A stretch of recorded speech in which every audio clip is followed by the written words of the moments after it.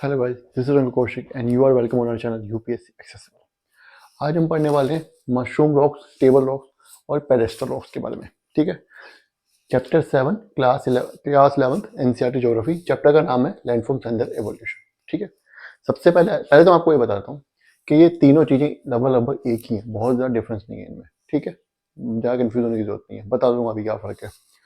अभी हम सबसे पहले आते हैं मशरूम रॉक्स पे। क्या बोल रहा है एनसीईआरटी? मैनी रॉक्स, देखो डेजर्ट चल रहा है, ये विंड चल रहा है। विंड में जो इरोजनल लैंडफॉर्म्स होते हैं उनके बारे में हम पढ़ रहे हैं अभी। विंड में इरोजनल लैंडफॉर्म्स के बारे में अभी हम पढ़ चुके हैं, ये लास्ट वाला टॉपिक बचा इरोजनल लैंडफॉर्म का। इसके बाद डिपोजिशन लैंडफॉर्म्स स्टार्ट हो जाएंगे। तो यहाँ पे जो एरिया है जहाँ पे रॉक्स के बारे में हम पढ़ रहे हैं वो डेजर्ट है, और जो जियोमॉर्फिक एजेंट एक्टिव वो विंड है। ठीक है, लिख देते हैं यहाँ पे विंड। विंड ठीक है, चलिए क्या कह रहा है मशरूम रॉक्स के बारे में NCERT? Many rock outcrops in desert easily susceptible to wind deflection abrasion. कुछ रॉक्स जो होते हैं जो कि मान लीजिए एजेस वगैरह निकले हुए हैं उसके, ठीक है, तो ये ज्यादा ससेप्टेबल होते हैं किस चीज के लिए? डिफ्लेशन और एब्रेशन के लिए। ठीक है, are worn out quickly leaving some remnants, जल्दी वो उनके वोर्न आउट का मतलब इरोजन उनका जल्दी हो जाता है। ठीक है, और कुछ रेमिनेंट्स छूट जाते हैं। ऑफ रेजिस्टेंट रॉक्स, ज्यादातर का तो इरोजन हो जाता है, लेकिन कुछ रेजिस्टेंट जहां पे मैंने आपको पहले बताया हुआ है कि रॉक्स जो है वो लेयर्स में पाए जाते हैं। ठीक है, तो ऑब्वियसली बात है कहीं सॉफ्ट लेयर होगी, कहीं रॉक हार्ड लेयर होगी।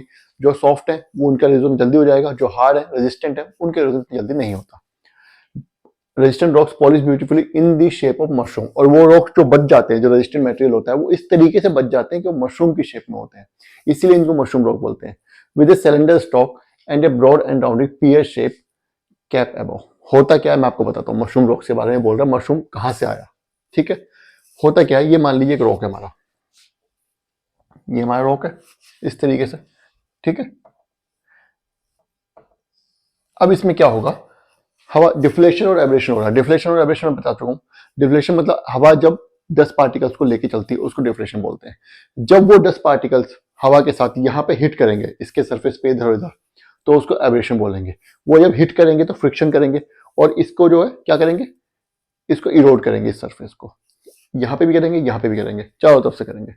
अब वो इस तरीके से होता है इरोजन के ऊपर वाला जो रॉक है वो रेजिस्टेंट है, ये वाला जो एरिया है ये रेजिस्टेंट है। मैंने आपको पहले बताया कि रॉक्स जो लेयर्स में मिलते हैं, कहीं पे सॉफ्ट लेयर होगी, कहीं पे हार्ड लेयर होगी। ये ऊपर वाला जो हिस्सा है हार्ड है, ये रेजिस्टेंट है, ये एयर से जल्दी इरोड नहीं हो रहा। तो क्या होगा, यहाँ पे इरोजन स्टार्ट होगा, यहाँ पे स्टार्ट होगा, यहाँ पे ऐसे बढ़ता जाएगा, बढ़ता जाएगा, बढ़ता जाएगा। एंड में क्या बचेगा, ये रॉक जो इस शेप में बच जाएगा, इस शेप में बचेगा। नीचे का सारा हिस्सा जो वो इरोड हो जाएगा। और ये शेप कौन सी है, नीचे से एक स्टॉक जैसा होगा, ऊपर पियर शेप्ड होगा जो कैप होगी, जिसको हम मशरूम शेप बोलते हैं। क्यों ऐसा क्यों हो रहा है? क्योंकि विंड ने नीचे ज्यादा इरोजन किया, ऊपर कम इरोजन किया। इसके भी दो रीजन है, पहला तो रॉक ऊपर रेजिस्टेंट होगा, नीचे नहीं होगा।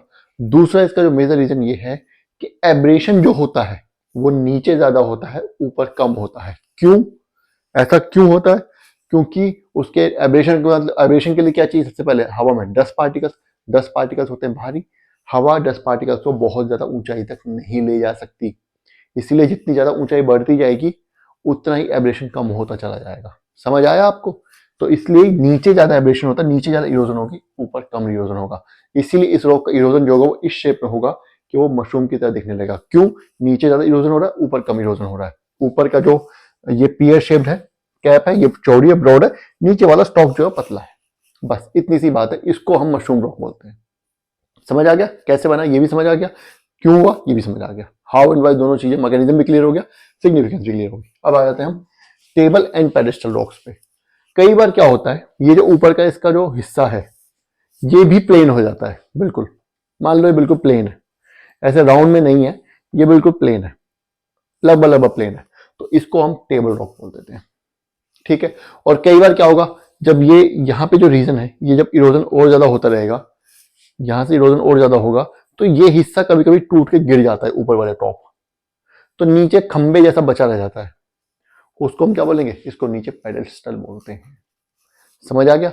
समटाइम्स द टॉप और the top of the surface is broad like a table top, and quite often the remnants stand out like pedestal, ठीक है। कभी कभी जो इसका जो ऊपर का सरफेस होता है टेबल टॉप की तरह प्लेन हो जाता है और रेमिनेंट्स जो कभी कभी वो बचे रह जाते हैं, पेडेस्टल की तरह खड़े रहते हैं। इसको हम पेडेस्टल, जो नीचे का हिस्सा इरोड हो गया था साइड से, टेबल टॉप भी चला गया इसका, या नहीं गया, इरोड हो गया वो भी, या कई बार क्या थोड़ा बहुत बच गया है, कुछ भी हो सकता है, ठीक है। तो इसको हम पेडेस्टल बोलते हैं।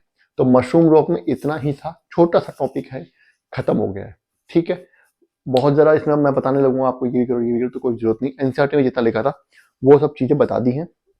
नेक्स्ट टॉपिक, अब यहाँ पे एक चीज, एक क्वेश्चन बोल रहा है list the erosional features carved out by wind action and action of sheet floods. अब ये क्वेश्चन आपको कमेंट करना है, ये क्वेश्चन लिख के आपको कमेंट में भेजना। मैं आपको इसके बारे में बता चुका हूँ, यहाँ पे बॉक्स में क्वेश्चन दिया हुआ है, इसके बारे में आपको लिख के भेजना है, मुझे कमेंट कर सेक्शन में भेजना है, ठीक है। मैं बताऊंगा फिर कैसा लिखा आपने। चलिए, अब नेक्स्ट जो हमारा होगा कल से, depositional features. Depositional features created by winds, और विंड्स कहाँ पे ज्यादा एक्टिव रहती है? डेजर्ट एरिया में, ठीक है। तो डेजर्ट एरिया में जो डिपोजिशनल फीचर्स होते हैं क्या होते हैं? बेसिकली सैंड ड्यून्स होते हैं, उनके बारे में हम नेक्स्ट क्लास में पढ़ेंगे, ठीक है। तो ये क्लास यहीं पे खत्म करते हैं। वीडियो को बार बार देखिएगा, चैनल को सब्सक्राइब करना है, वीडियो को लाइक करना है, और अगर कुछ समझ नहीं आया तो कमेंट कर दीजिएगा, मैं वहां से दोबारा पढ़ा दूंगा, कोई दिक्कत वाली बात नहीं है, ठीक है। चलिए बाय, थैंक यू।